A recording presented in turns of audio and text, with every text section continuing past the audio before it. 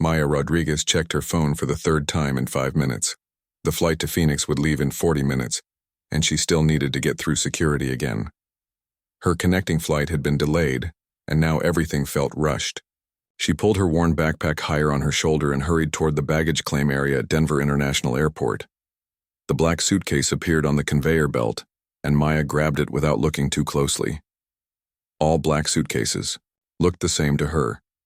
She had packed quickly that morning after getting the call about her grandmother. The doctor said it was serious and Maya needed to get to Phoenix as fast as possible. She ran through the airport, her sneakers squeaking on the polished floor. Other travelers moved around her like a river, some rushing like her, others walking, slowly with their phones pressed to their ears. Maya had never liked airports much. They always felt too big, too busy, too full of people going places she had never been. At the security checkpoint, she showed her boarding pass to the guard and placed the suitcase on the belt. The machine made its usual humming sound as her bag disappeared inside. Maya walked through the metal detector and waited on the other side. A few feet away, Alex Carter stood near another baggage claim carousel, watching the bags go around and around. He wore a simple gray t-shirt and jeans, looking like any other traveler. But Alex was not like other travelers. At 28, he owned one of the biggest technology companies in the world. Carter Dynamics built the engines that powered humanity's first ships to other planets. Alex had been in Denver for a meeting with government officials about the next colony mission to Kepler 442b.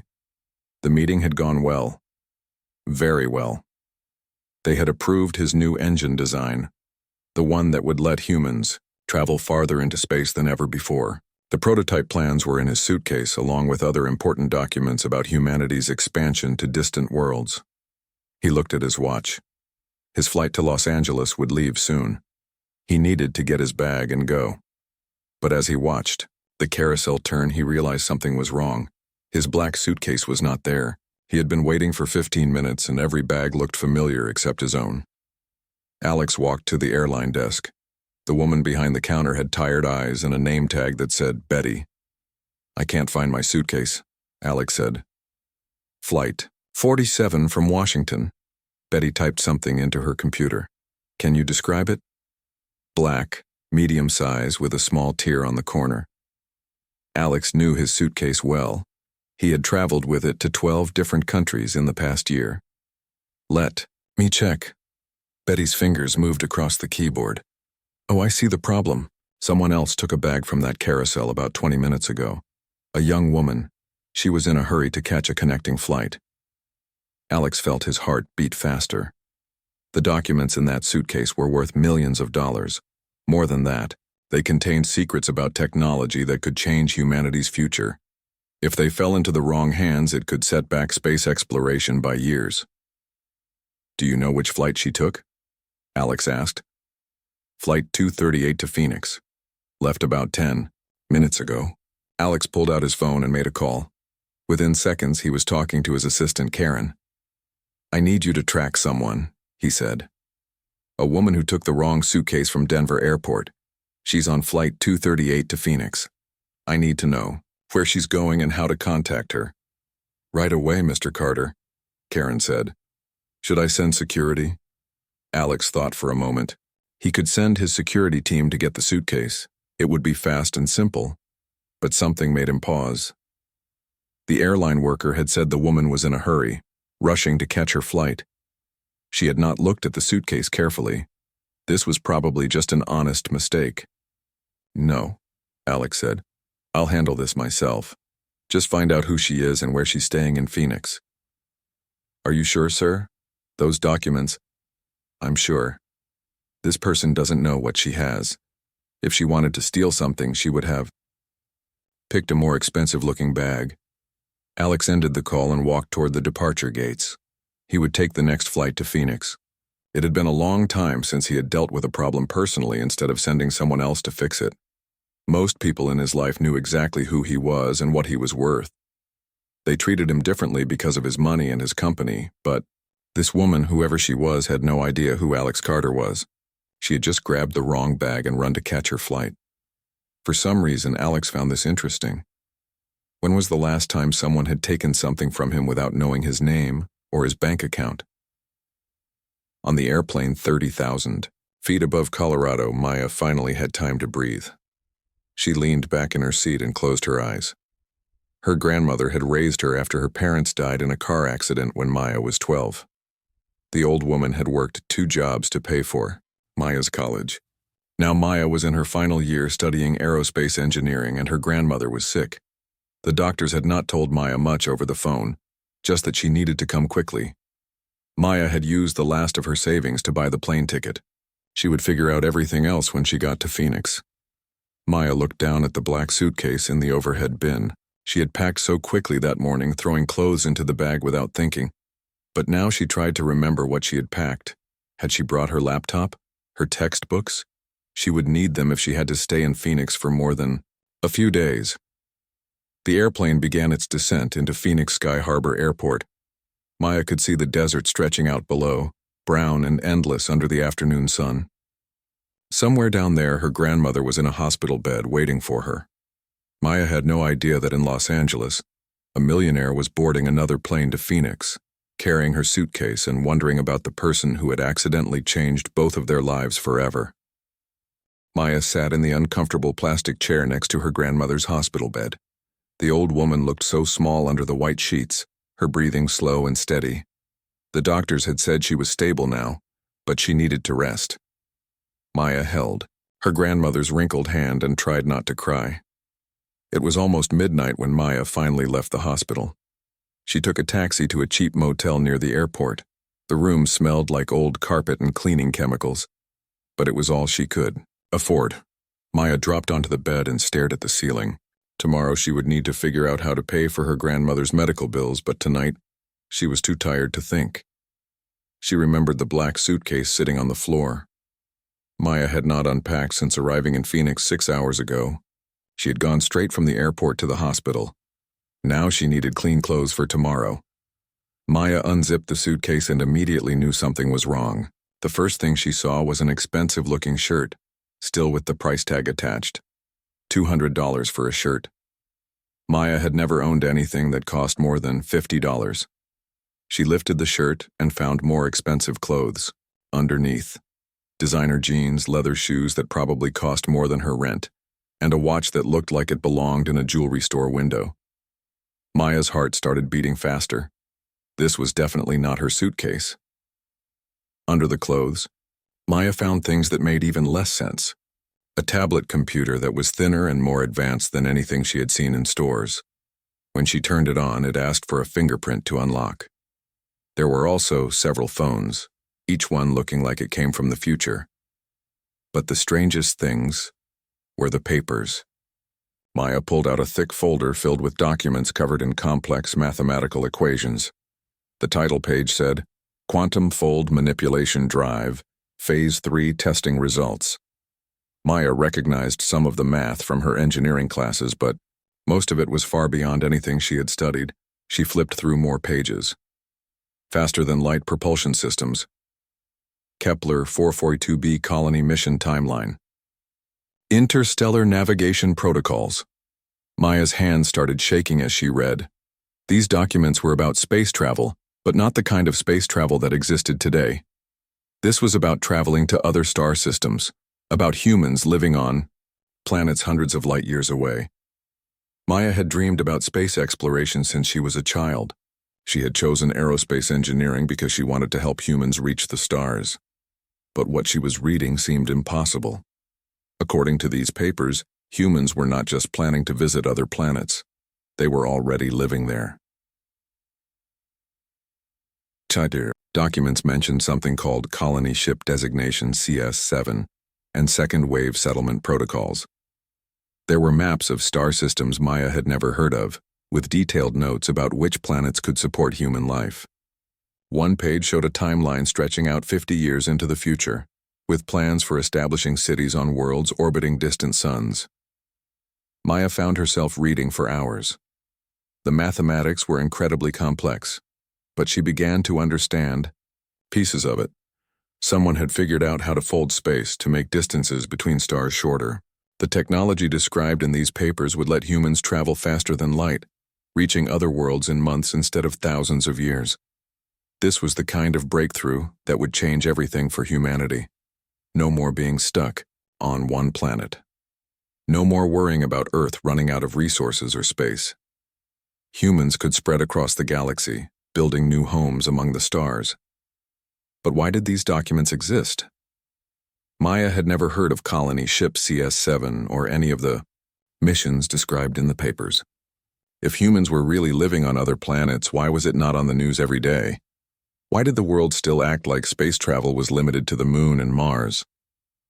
Maya looked at the expensive clothes and gadgets scattered around the motel room. Whoever owned this suitcase was not just rich. They were involved in the most important project in human history, and somehow Maya had accidentally taken their bag from the airport. She grabbed her laptop and searched online for some of the names and projects mentioned in the documents. Most searches returned no results, but when she typed in Carter Dynamics, she found something. It was a technology company that built engines for spacecraft. The company's website was simple and did not mention anything about faster-than-light travel or colony ships. Maya tried searching for news about human colonies on other planets. Again, she found nothing. Either this technology was so secret that no one was allowed to talk about it, or these documents were some kind of science fiction story. But the math looked real. The engineering diagrams were detailed and precise. This did not feel like fiction. At 3 a.m, Maya finally closed the laptop. She needed to return the suitcase to its owner, but she had no idea how to find them. The airline might have contact information, but they probably would not give it to her. Maya decided to post on social media, hoping the real owner would see it. She took a photo of the expensive watch and posted it on Facebook and Twitter. Found a suitcase at Denver Airport. Accidentally took the wrong bag. If this is yours, please contact me. Really sorry about the mix-up. Meanwhile, in a hotel room across Phoenix, Alex Carter was making phone calls. His assistant Karen had tracked down Maya's information quickly. Maya Rodriguez, 22 years old, aerospace engineering student at Colorado State University. Her grandmother, Elena Rodriguez, was in Phoenix General Hospital. Maya was staying at the Desert Inn Motel on Indian School Road. Karen had wanted to send a team to retrieve the suitcase immediately, but Alex had said no. He was curious about this young woman who had accidentally walked away with some of the most important secrets in human history. An aerospace engineering student, someone who might actually understand what she had found. Alex's phone buzzed with a notification. Someone had tagged him in a social media post. He opened the app and saw Maya's message about finding a suitcase. In the photo, he could see his watch and part of his hotel room in the background. This woman was trying to return his things. She could have just kept the expensive items and sold them. Instead, she was actively looking for the owner. Alex made a decision that surprised even him. Instead of revealing his identity or sending security, he would go to Maya himself.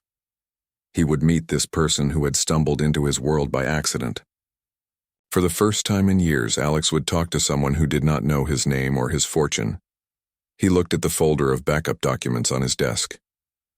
Tomorrow, he would find Maya Rodriguez and see what kind of person accidentally steals the future of humanity and then tries to give it back. Maya ordered her 3rd cup of coffee at the small cafe across from Phoenix General Hospital. She had been there since 8 a.m, taking breaks between visiting her grandmother. The old woman was getting better, but the doctors wanted to keep her for a few more days. Maya used the cafe's free Wi-Fi to search for more information about the mysterious documents she had found. Every search led to dead ends. The companies mentioned in the papers either did not exist or had websites that said nothing about space travel.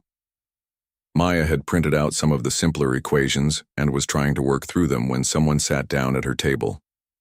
"Excuse me," a man's voice said. "Are you Maya Rodriguez?" Maya looked up to see a tall man with dark hair and kind eyes. He wore jeans and a plain blue shirt like any regular person, but something about him seemed different. He carried himself with confidence like someone used to being in charge. "Yes," Maya said carefully. "Do I know you?" "I'm Alex," he said, sitting down across from her. "I think you have my suitcase." Maya felt her face turn red. Oh my God, yes, I am so sorry. I grabbed the wrong bag at the airport. I've been trying to find you. I posted online, but... Maya stopped talking and really looked at the man. How did you find me? Alex smiled. I saw your post.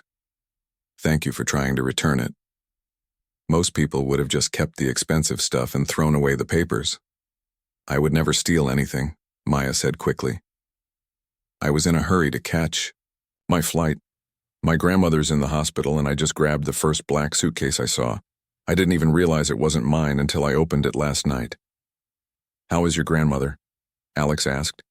Maya was surprised by the question. She had expected him to be angry about the mix-up, or at least impatient to get his things back.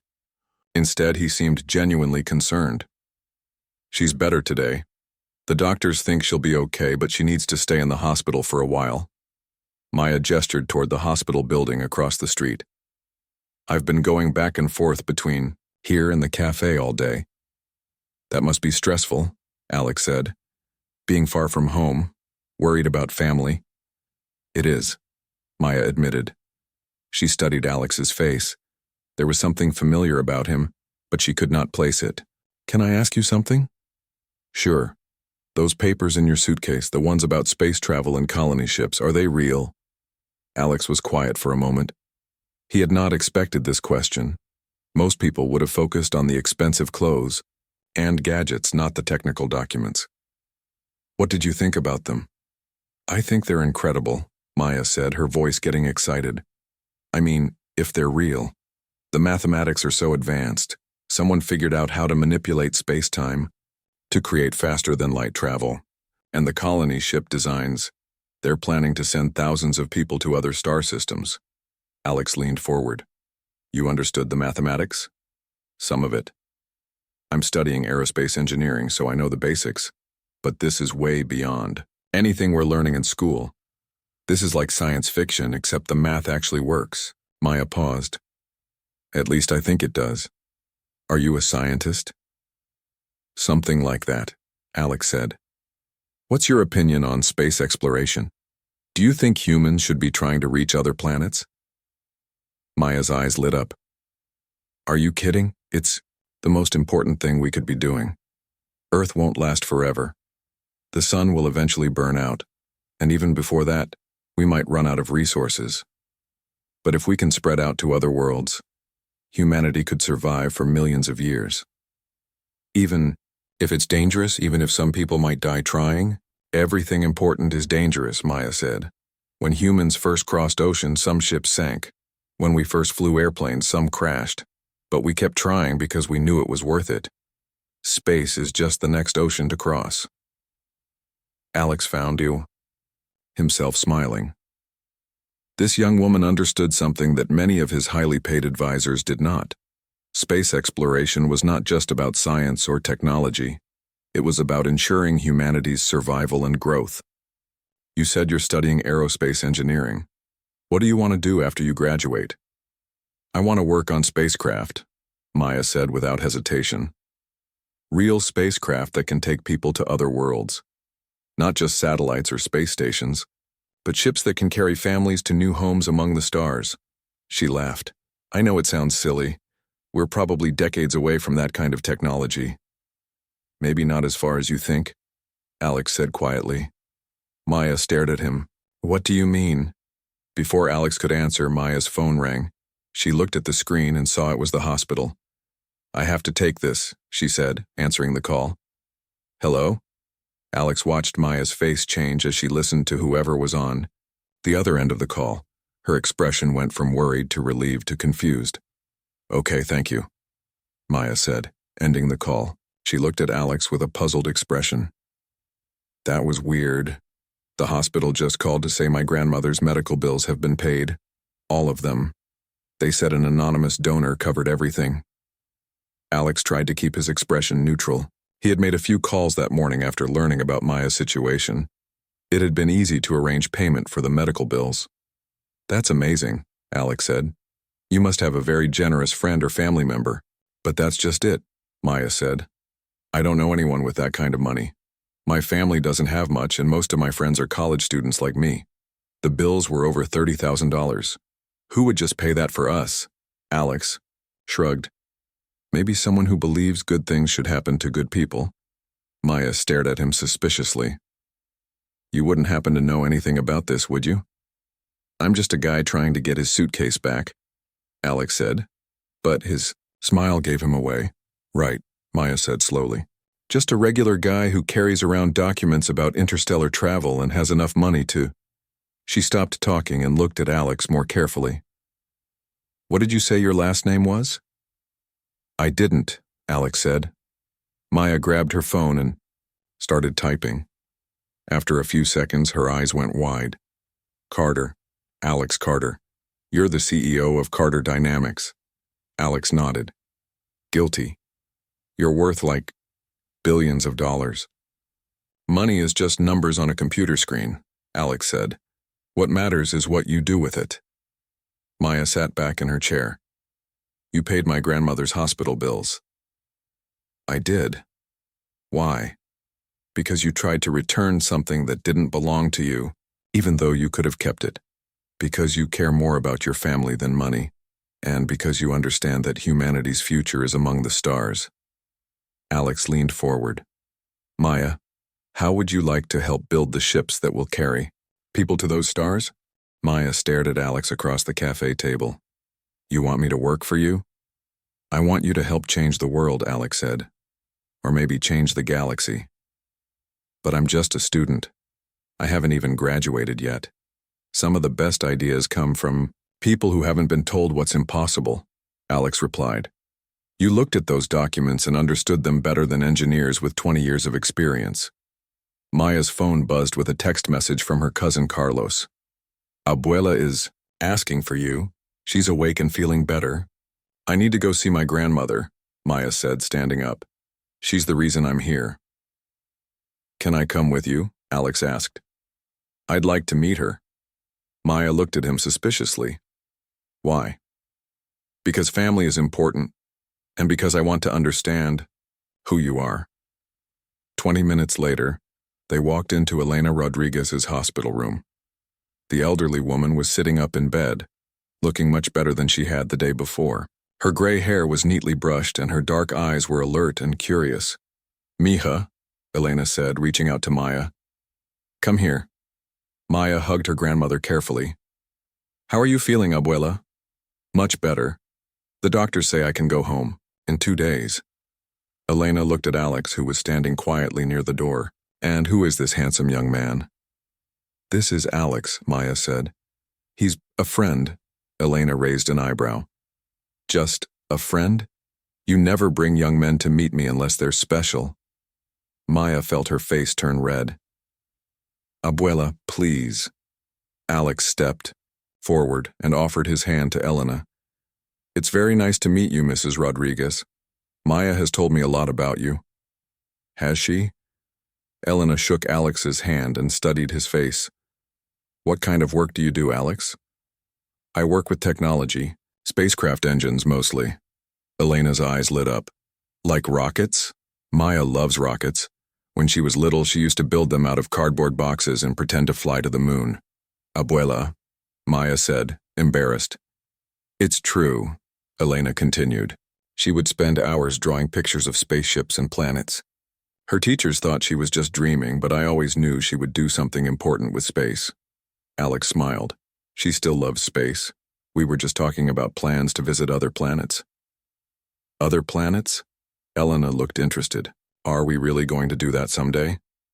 Sooner than you might think, Alex said. Over the next 3 days, Alex stayed in Phoenix.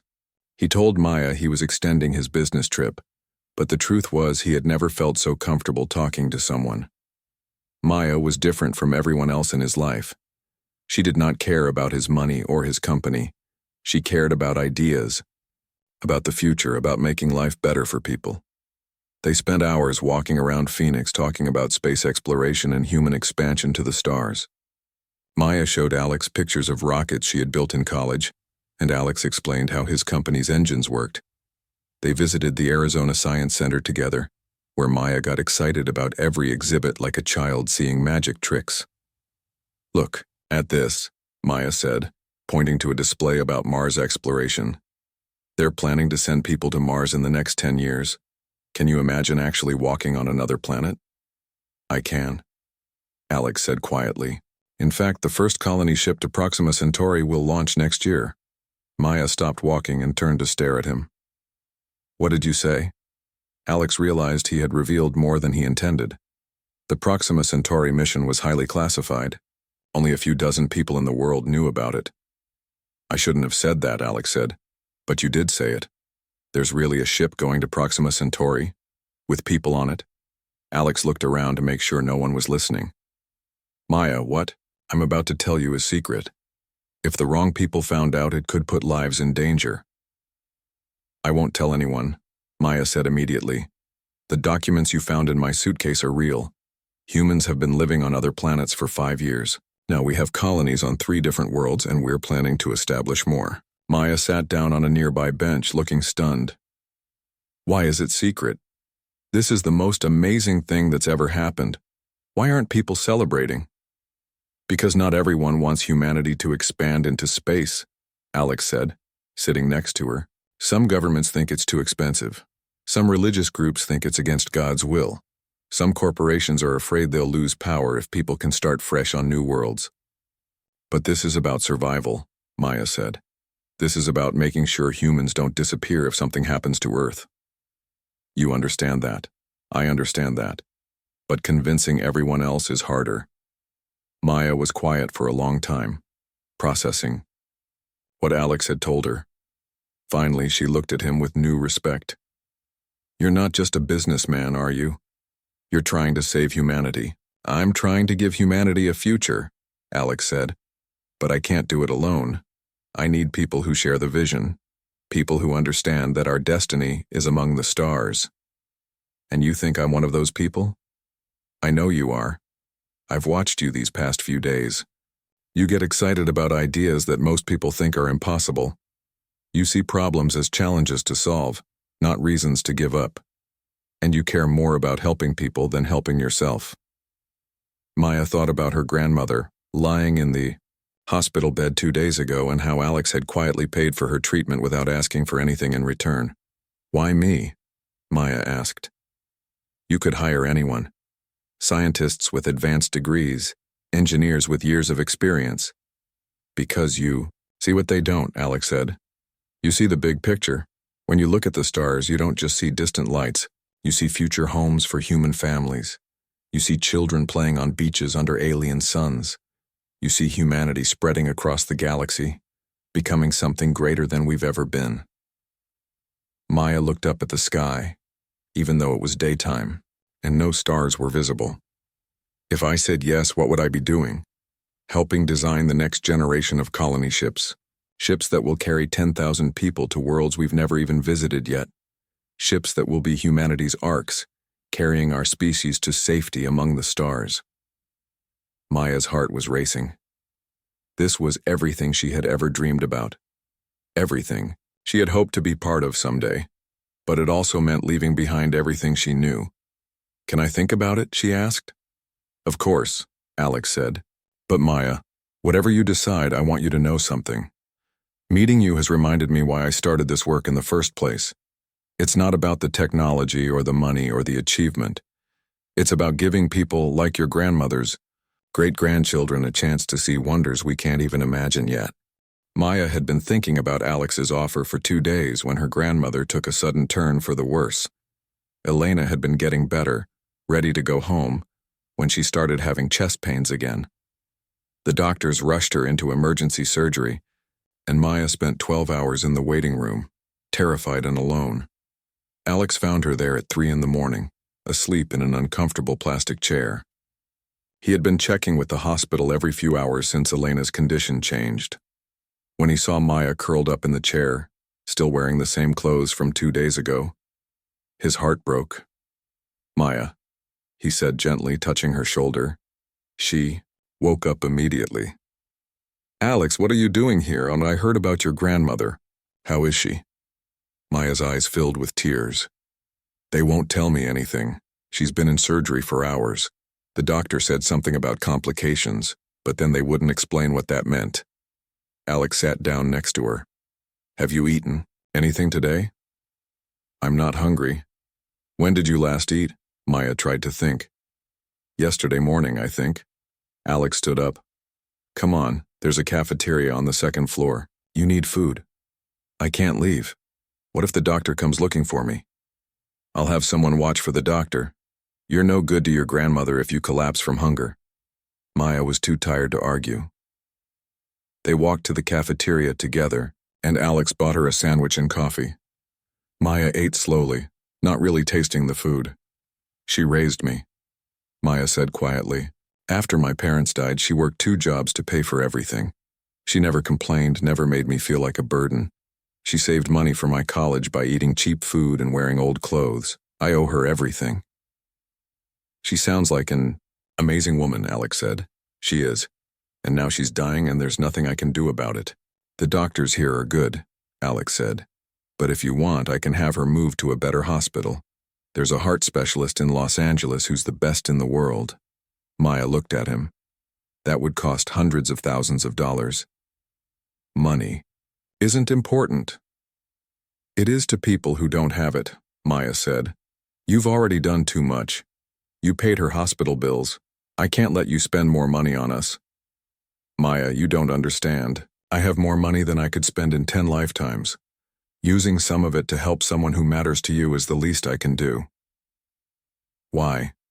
Maya asked. Why are you doing all this for people you barely know? Alex was quiet for a moment. Because, in the past 5 days, you've reminded me what it feels like to be human. I've spent years surrounded by people who only care about profit and power. But you care about family, about dreams, about making the world better. You're the kind of person we're trying to save when we send humans to the stars. Before Maya could respond, a doctor appeared at their table. Ms. Rodriguez, I'm Dr. Williams. I've been operating on your grandmother.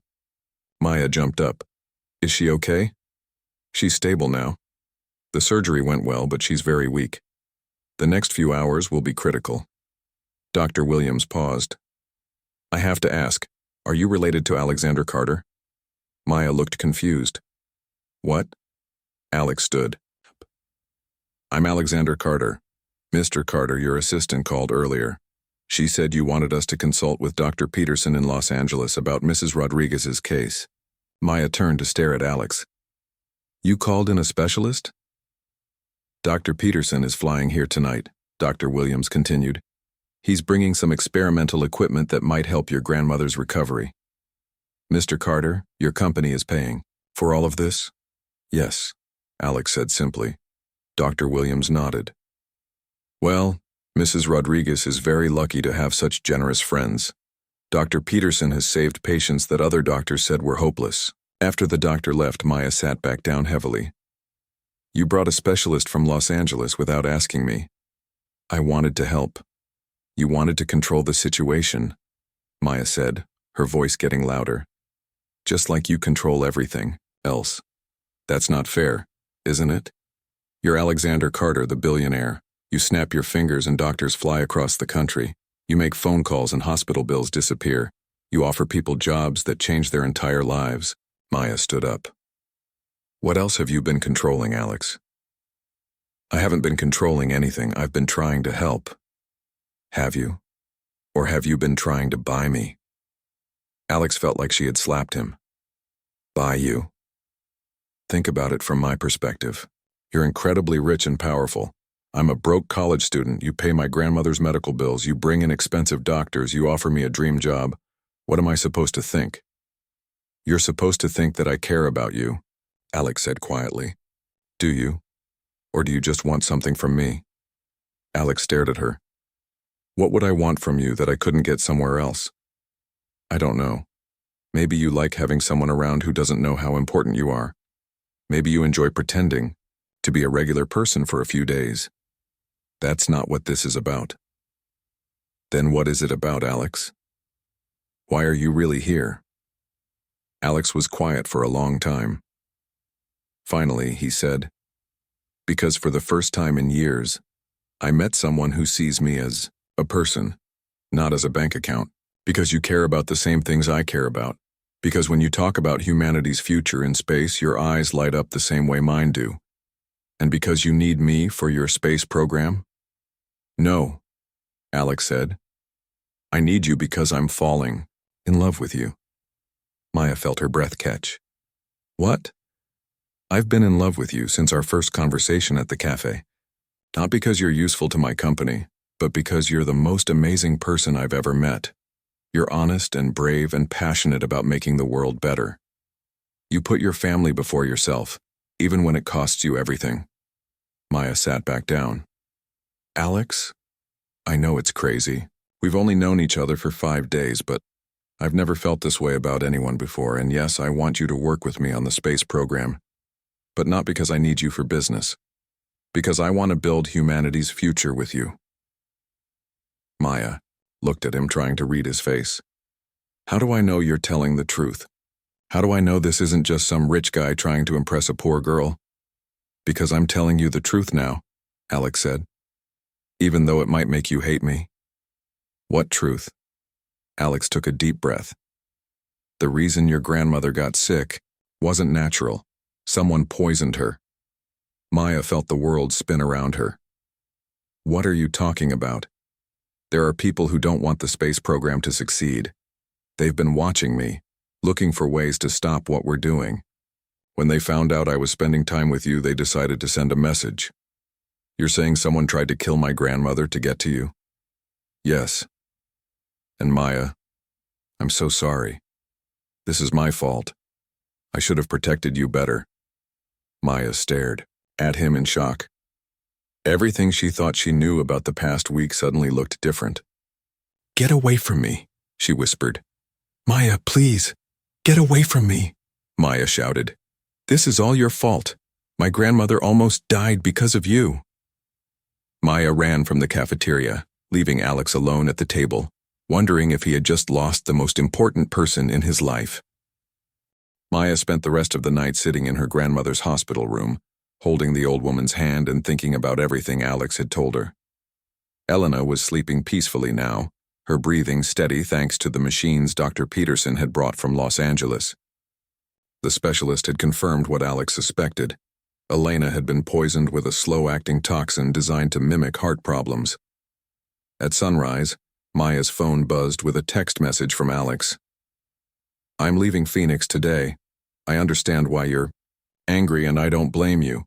But please know that everything I told you about my feelings was true. The space program will continue with or without me.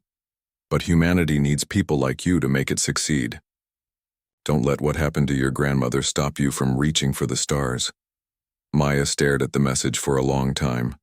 Part of her was still furious that Alex's presence in her life had put her family in danger.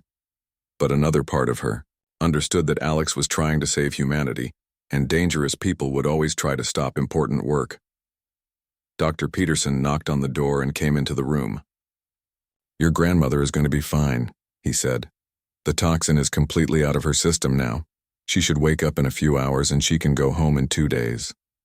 Thank you, Maya said. Alex told me you flew here from Los Angeles. Mr. Carter is a good man, Dr. Peterson said. He saved more lives than you know. The medical research his company funds has led to cures for diseases that used to kill thousands of people every year. He told me someone poisoned my grandmother to get to him. Dr. Peterson nodded grimly. There are powerful people who want to keep humanity trapped on Earth. They profit from scarcity and conflict. The idea of humans spreading to other worlds terrifies them because it means people won't need them anymore. So they're willing to hurt innocent people? They're willing to do whatever it takes to maintain their power. But Mr. Carter and people like him are willing to risk everything to give humanity a better future. After Dr. Peterson left, Maya sat alone with her thoughts. She pulled out her phone and looked up news articles from the past few years. She found stories about mysterious accidents that had happened to scientists working on advanced space technology. Researchers had died in car crashes, had heart attacks, or simply disappeared. The pattern was subtle but clear. Someone was trying to stop human expansion into space. Maya thought about the documents she had seen in Alex's suitcase. Ships carrying thousands of people to distant worlds. Families starting new lives under alien suns. Children growing up on planets where they could breathe fresh air and drink clean water. This was humanity's future, and people were dying to make it happen. Her grandmother stirred in the hospital bed. "Mija?" "I'm here, abuela," Maya said, taking the old woman's hand. "I had strange dreams," Elena said weakly. "I dreamed about spaceships and people living on other planets." Maya smiled. "Maybe they weren't dreams. Where is your young man? Alex?" "He had to leave." Helena studied Maya's face. "You look sad. Did you fight with him?" "It's complicated, abuela. Love is always complicated, but that doesn't mean it's not worth fighting for. What if loving someone puts you in danger? What if it puts your family in danger?" Elena was quiet for a moment. "When I was young, I fell in love with your grandfather during a war. People told me I was crazy to marry a soldier, that something bad would happen to him. But I married him anyway, because I knew that hiding from life wasn't really living." "What happened to him?" "He died young, in an accident. But we had 20 beautiful years together, and we had your father. If I had been too scared to love him, you would never have existed." Elena squeezed Maya's hand. "Sometimes the most important things in life are also the most dangerous." 3 hours later, Maya was walking through the airport when she saw Alex, sitting at a gate waiting for his flight to Los Angeles. He looked tired and sad, staring out the window at the planes on the runway. Maya sat down next to him without saying anything. "I thought you never wanted to see me again," Alex said quietly. "I thought so too," Maya said. "But my grandmother reminded me that running away from important things is just another way of giving up. Maya, I'm sorry about what happened to your grandmother. I should have been more careful. I should have protected you better." "You saved her life," Maya said. "If you hadn't brought Dr. Peterson, she would have died. The people who poisoned her are responsible for what happened, not you." Alex looked at her. "What are you saying?" "I'm saying that I've been thinking about your job offer, about what it would mean to help build ships that carry people to other worlds.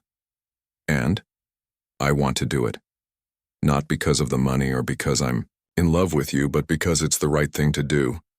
Humanity deserves a future among the stars." Alex felt hope rising in his chest. "Are you sure?" "I'm sure about the work. I'm not sure about us." "I understand."